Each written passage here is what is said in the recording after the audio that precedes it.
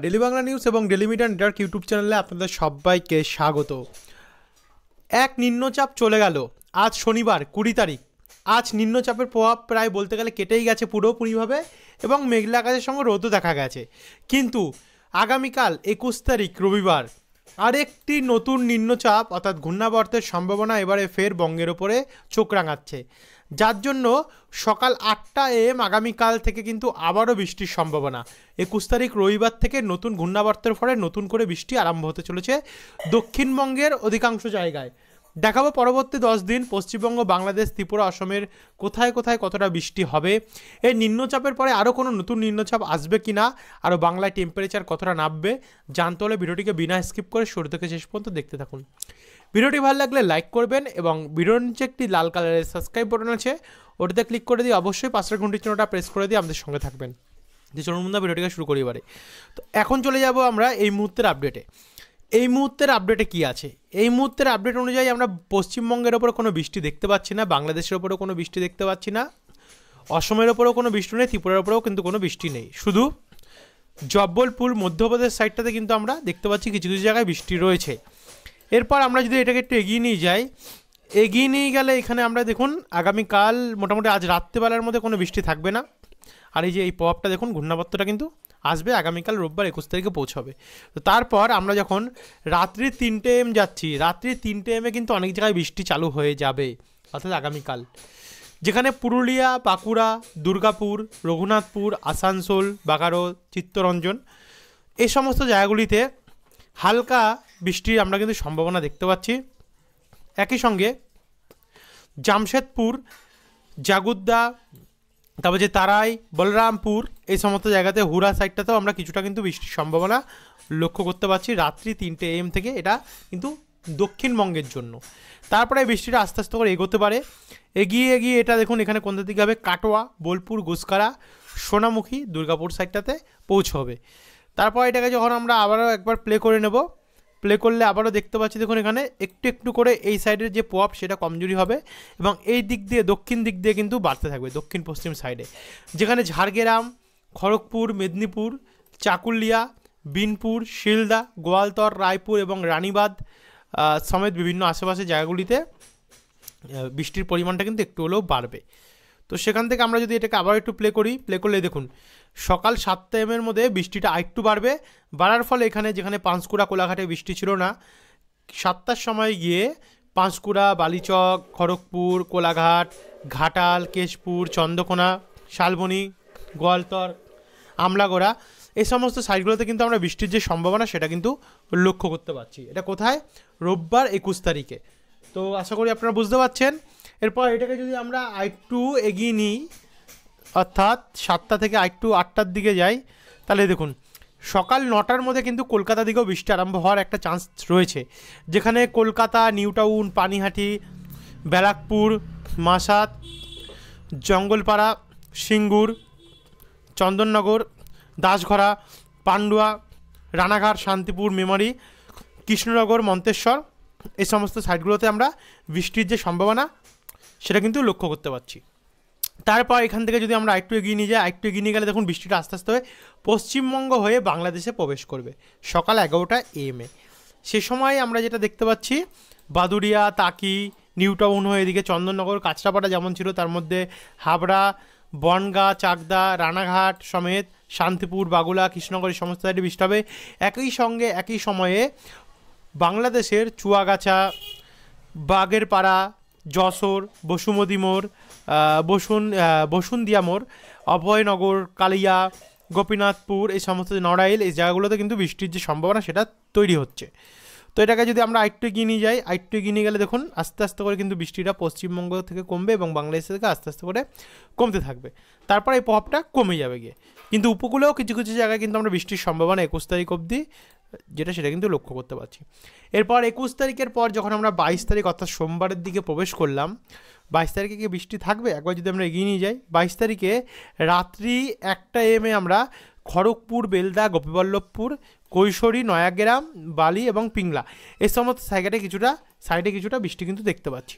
তারপর এটাকে আরেকটু প্লে করলে এই প্রভাবটা হয়তো কমতে পারে বা বাড়তে পারে, দেখে নিই একবার। প্রভাবটা দেখুন উপকূলের দিকে কিন্তু আমরা লক্ষ্য করতে পারছি থাকবে। তো উপকূলের দিকে থাকার কারণে কিছুটা সকাল 7টার মধ্যে উপকূলের সাইডটাতে বৃষ্টি হবে, তারপরে এই প্রভাবটা আস্তে আস্তে করে কেটে যাবে গিয়ে। এবং অনেকে বলবে হয়তো উত্তরবঙ্গের দাদা কেন দেখাচ্ছে না, দেখুন উত্তরবঙ্গে কিন্তু একদম পরিষ্কার আকাশ, ক্লিয়ার দেখতে পাচ্ছি আমরা। আপাতত কোনো বৃষ্টির চান্স 22 তারিখ অবধি আমরা উত্তরবঙ্গে দেখতে পাচ্ছি না। তবে সিকিম সাইডে কিন্তু তুষারপাতের সম্ভাবনা রয়েছে এবং ঠান্ডা বাড়বে। তো সেখান থেকে আমরা যদি আরেকটু এগিয়ে যাই, আরেকটু এগিয়ে গেলে দেখুন এখানে দক্ষিণবঙ্গে আবার কি বৃষ্টি আসবে। 23 তারিখ গিয়ে আমরা কিন্তু আবার দ্বিতীয় প্রভাব কিন্তু আসতে দেখতে পাচ্ছি। মোটামুটি 21 তারিখে একটা থাকবে, তারপর 22 তারিখ পরিষ্কার হলেও 23 তারিখ থেকে কিন্তু আবার নতুন করে ওড়িশার দিক থেকে একটি নতুন ঘূর্ণাবর্ত আসবে ভারতের মধ্যভাগ থেকে, যার জন্য ফের চাকুলিয়া, জামশেদপুর, পুরুলিয়া এ সমস্ত সাইডে নতুন করে বিকেল 4টের সময় বৃষ্টি আমরা প্রবেশ করতে দেখতে পাচ্ছি। সেখান থেকে আরেকটু এগিয়ে গেলে একটু একটু করে ঘন্টাখানিকে দেখুন এখানে যে প্রভাব সেটা কিন্তু উপকূলের দিকে কিছুটা পড়বে, উপকূলের দিকে কিছুটা পড়বে এই দিকটাতে, অর্থাৎ কোন দিকটাতে, দীঘা সাইডটাতে। তো আর বাদবাকি প্রভাবটা কিন্তু আমরা ওড়িশার ভুবনেশ্বর হয়ে সরাসরি বঙ্গোপসাগরে নামতে দেখতে পাচ্ছি, যার জন্য এই সমস্ত সাইডে তেমন একটা বৃষ্টি না থাকলেও উপকূলের হলদিয়াবাড়ি, ফ্রেজারগঞ্জ এই সমস্ত সাইডে কিন্তু ভালো একটা বৃষ্টির চান্স রয়েছে। কলাপাড়ার দিকটাতে, এদিকে খড়গপুর, চাকুলিয়া সাইডটাতেও কিছুটা রয়েছে, ঝাড়গ্রাম, বিনপুর সাইডটাতেও কিছুটা আমরা বৃষ্টির যে সম্ভাবনা সেটা কিন্তু লক্ষ্য করতে পারছি। তো সেখান থেকে আমরা একটু এগিয়ে গেলে দেখুন যে শক্তিশালী প্রভাবটা সেটা কিন্তু ঘূর্ণাবর্তে, দেখুন এটা কিন্তু সরাসরি ঘুরছে, অর্থাৎ ঘূর্ণাবর্তটি সেটা ওড়িশার উপকূলের সামনেই থাকছে, কিন্তু এর যে কিছুটা প্রভাব সেটা কিন্তু খড়গপুর সাইডে, বালিচক সাইডে, ঝাড়গ্রাম সাইডে, কোলাঘাট দিকটাতে, মেদিনীপুর দিকে, বেলি, পাঁশকুড়া সাইডটাতে আমরা কিন্তু দেখতে পাচ্ছি। একই সঙ্গে গোপীবল্লভপুর, কৈশোরী, ঝাড়গ্রাম সাইডে, বিনপুর এবং চাকুলিয়া দিকটাতে আমরা লক্ষ্য করতে পাচ্ছি। তো আর বাদবাকিটা বাংলাদেশেও রয়েছে কিছুটা প্রভাব। সেখান থেকে আমরা যদি আরেকটু এগিয়ে যাই, আরেকটু এগিয়ে গেলে দেখুন এদিকেও কিন্তু প্রভাবটা বাড়বে, যেখানে কন্টাই, দীঘা, নামখানা, জয়নগর, গোসাবা, রায়দিঘি, কাকদ্বীপ, কেয়াতলা, গোসাবা, কবিরমারি, হিঙ্গলগঞ্জ, শ্যামপুর, কালীগঞ্জ, বাঁকাবাজার, মোংলা, জিয়ানগর, মির্জাগঞ্জ এবং মাঠবেড়িয়া এই সমস্ত সাইটগুলোতে কিন্তু আমরা যে প্রভাব সেটা কিন্তু বাড়তে দেখতে পাচ্ছি। তারপর সেখান থেকে আমরা যদি আরেকটু এগিয়ে যাই, আরেকটু এগিয়ে গেলে দেখুন আবারও প্রভাবটা বাড়বে, বেড়ে বেড়ে কিন্তু আমরা কলকাতা এবং তার আশেপাশে কিন্তু দেখতে পাচ্ছি আবার নতুন করে 24 তারিখে নতুন করে ইনিংসের বৃষ্টি কিন্তু চালু হবে, যেখানে কলকাতা, খড়দা, চন্দননগর, হাবড়া, বনগাঁ, চাকদা এই সমস্ত সাইডে বৃষ্টি হবে। একই সঙ্গে বাংলাদেশে যশোর, অভয়নগর, গোপীনাথপুর, নড়াইল, মুকসুদপুর, মাদারীপুর, রায়পুর, বরিশাল, কাউখালী, জিয়ানগর, বাগেরহাট, মাঠবেড়িয়া, মির্জাগঞ্জ, হাতিয়া এই সমস্ত যত জায়গাগুলি আছে, চিটাগং, মহেশখালী এই জায়গাগুলোতে কিন্তু বৃষ্টির যে প্রভাব সেটা কিন্তু তৈরি হবে। তারপরে এটাও আস্তে আস্তে করে কিন্তু কাটবে এবং 25 তারিখ অবধি কিন্তু এই প্রভাবের বৃষ্টিটা থাকতে পারে বাংলার ওপরে এবং দুই বাংলার ওপরে, পশ্চিমবঙ্গ, বাংলাদেশ, দুই বাংলাদেশ, পূর্ববঙ্গ এবং পশ্চিমবঙ্গ এই দুটো সাইডে। তো সেখান থেকে আমরা আরেকটু যদি এগিয়ে নিয়ে যাই, একটু এখানে 26 তারিখে কোনো প্রভাব আপাতত আমরা লক্ষ্য করতে পারছি না এবং উত্তরবঙ্গে দেখুন কিছু নেই, 27 তারিখেও কিছু নেই, 28 তারিখেও কিছু নেই, 29 তারিখ অর্থাৎ সোমবারেও কিন্তু কিছু দেখতে পাচ্ছি না। তবে কি এখানে ইতি হবে এই নিম্নচাপের প্রভাব, দেখা যাক পরবর্তীকালে কি হয়, চোখ রাখবো আমরা এবং আপনাদেরকেও নতুন নতুন কিন্তু আপডেটের মাধ্যমে প্রোভাইড করে পাঠিয়ে দেবো। তো এতটা অবধি তো দেখলাম আমরা, এবার আমরা দেখবো একবার এখানে তাপমাত্রা কতটা নামবে, অর্থাৎ কতটা ঠান্ডা নামে বাংলার উপরে পড়বে। তো আগামীকাল ভোরবেলা কতটা টেম্পারেচার থাকবে একবার দেখে নিই আমরা। আগামীকাল ভোরবেলা কিন্তু কলকাতায় 16 ডিগ্রি টেম্পারেচারে নামতে চলেছে, কলকাতায় 16 ডিগ্রি, খড়গপুরে 16 ডিগ্রি, এদিকে বাংলাদেশে বরিশালে 13 ডিগ্রি, খুলনাতে 13 ডিগ্রি, ঢাকায় কিন্তু 11 ডিগ্রি নামবে। একই সঙ্গে বর্ধমান, বাঁকুড়া এবং পুরুলিয়ায় 15-16 করেই থাকবে এবং বাংলাদেশেও 13, 15, 11, 9, কালাই সাইডে 9 এবং রংপুর দিকটাতে কিন্তু 9 ডিগ্রি টেম্পারেচার আমরা দেখতে পাচ্ছি।